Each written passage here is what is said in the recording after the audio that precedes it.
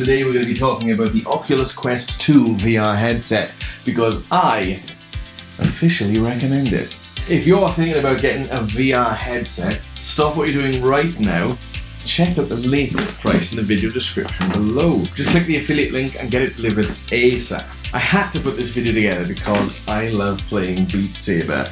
I've lost so much weight playing Beat Saber, just going through all the different tracks, as you'll see in my other videos. If you go through my other videos, you'll see loads of Beat Saber videos, and I wonder if you watch them in order, you'll see how much weight I've lost. The only reason you shouldn't buy the Oculus Quest 2 is if you plan to spend over like £1,000 on the Valve Index. The Valve Index is definitely better quality, but you still have to pay for those cameras to be placed around the room, and it's got to be in the same room as you're working in. You can't just go to any room or outside or what have you. It's got to be a dedicated setup. For the full kit, it's definitely over £1,000. I think it's 1,200 if you have 4 cameras. Not to mention, people aren't going to notice the quality difference. And you're tethered with a cable to the computer. Anyway, so the Quest 2 will work wirelessly with my PC anywhere I've got Wi-Fi in my home, including the garden. I can't stress this enough. The Oculus Quest 2 is amazing. I can't stress that enough. It's everything in a really small, neat package, above and beyond the Oculus Rift CV1. Before this, as a matter of fact, I had the Oculus CV1. That's the one just before the Rift S, and of course it required a cable to connect to the PC. Now, I know that the Quest 2 can play some games without the need for a PC, but it also has this vital wireless option called Airlink to connect it to a PC, and that utilises the PC's hardware to stream the game to the Oculus Quest 2. Quest 2? Quest 2. Now, when I heard about this, I thought that it would be absolutely horrendous, either really low quality or latency issues. Frankly, I have no idea how they did it, but I can confirm that with my setup, there is literally no latency at all, and there's nothing special. It's all native with the Oculus software.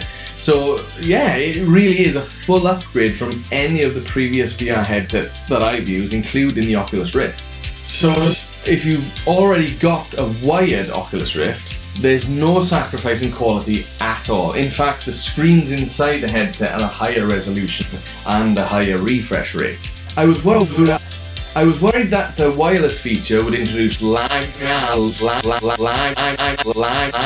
or even lower the quality of the image to maintain a smooth experience.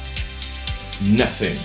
It's literally perfect. Or if there is some kind of degradation in quality, I can't notice it, and it's definitely better than my last headset, the Rift CV1. And that was one of my biggest worries when purchasing, but I took the risk, and let me tell you, the best decision of my life when it comes to VR. With a big improvement to my VR experience, I'm just really happy that I bought it. And believe me, I'd love to be able to poke holes at this, especially with Beat Saber, which is a game that literally depends on low latency to be able to play the game, because it's a game that depends on being in time with the music.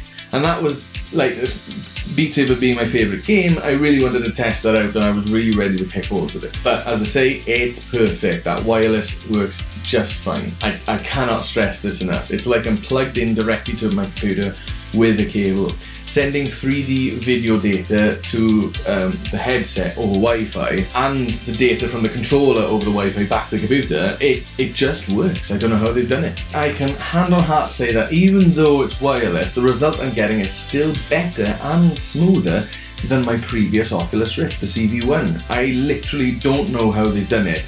I was really, really shocked. More and more people are buying online now, and VR is becoming more and more popular all the time. So before they run out of stock, have a look at today's price on Amazon. Make sure to use my affiliate link so I can continue to bring you more videos like this. Say this. And if you want all of the bragging rights, make sure that it's you who deserves the praise for telling your friends about this video. Smash that like button and use the link in the video description to check out the price and get yours delivered for next day delivery, so you too can experience the reality that is virtual reality. Was that too cheesy? Forgive me. I thought that was a nice touch myself. You can blame me, I wrote the script. So stay tuned, because I'm going to make more videos about the Oculus Quest 2, such as how to set up the wireless link. It's not even that hard. It's literally built in. You don't need any special software at all. It all runs natively with the official Oculus software. There's a little menu that you go into, it's called Experimental Features, and then you tick Enable Wireless Airlink, and then you do the same on the Oculus software on the PC, and then they just see each other over the Wi-Fi. I should also tell you my hardware setup so you can judge for yourself if your hardware is up to spec for the job. Considering my setup, I was expecting poor performance with the wireless Airlink, but here we go. Okay, starting with the computer, I'm running an RTX 2080 Super with an AMD 3900X CPU.